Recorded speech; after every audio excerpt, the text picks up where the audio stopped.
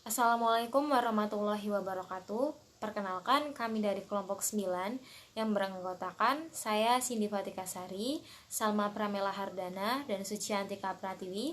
Kami akan menjelaskan secara rinci mengenai perbedaan, kelebihan, kekurangan, dan contoh kasus mengenai struktur intensif, struktur selektif, dan struktur eksklusif. Yang pertama, struktur intensif atau struktur kompleks. Struktur ini struktur yang sering digunakan oleh para pedagang besar maupun pedagang kecil, karena sistem ini mendukung penjualan barang yang ingin menjangkau lokasi konsumen yang menyebar. Jalurnya melalui beberapa titik, yaitu produsen, regional distribution center, gudang distributor, retailer, lalu ke konsumen. Kelebihan dari struktur intensif atau struktur kompleks ini yaitu memberikan akses yang mudah dan cepat untuk memenuhi permintaan dari konsumen yang lebih tinggi bagi pelanggan. Kekurangan dari struktur intensif atau struktur kompleks ini yaitu meningkatkan pengenalan produk bisa menjadi mahal, terutama bila perusahaan menginginkan produk manufaktur mereka ada di setiap toko. Selain itu, harga dapat bervariasi tergantung pada lokasi pengecer, karena lokasi pengecer merupakan faktor yang penting untuk melakukan pertimbangan. Contoh kasus dari struktur intensif atau struktur kompleks ini yaitu karena sistem ini mendukung penjualan barang yang ingin menjangkau lokasi yang menyebar, maka hal ini diterapkan pada sistem produksi make to stock. Misalnya untuk consumer goods atau barang-barang kebutuhan sehari-hari seperti makanan, minuman, dan obat-obatan. Selain itu, ada spare part untuk jenis barang industri. Yang kedua adalah selektif. Jalurnya terdiri dari produsen, distributor, retailer, kemudian konsumen.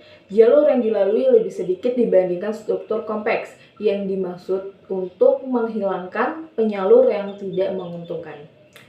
Hal ini ditetapkan pada sistem produksi unstable to order, misalnya produk otomotif. Kemudian keuntungan dari penerapan strategi distribusi jenis ini adalah mampu mendapatkan cakupan pasar yang cukup luas dengan tingkat pengendalian yang sangat besar, namun tanpa adanya pembiayaan yang terlalu besar.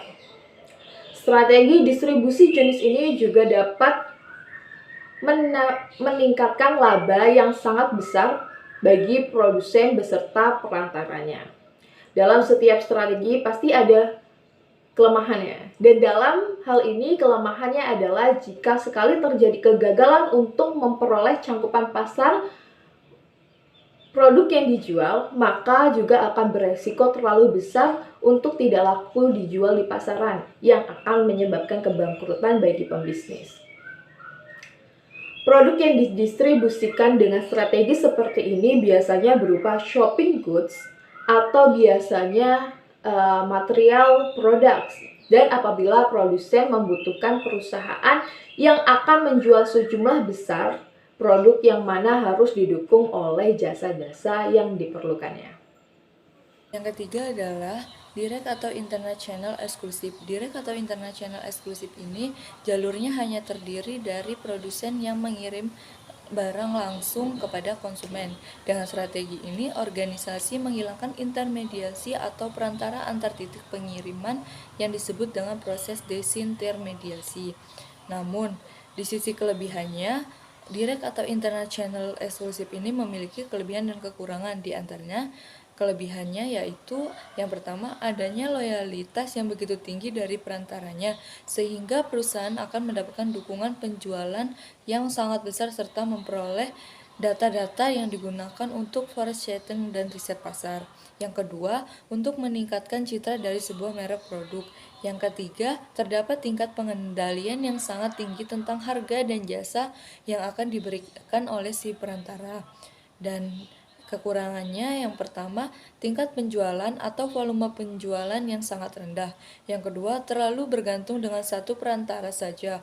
Opportunity cost dari produsen dari suatu wilayah akan semakin membengkak. Yang ketiga,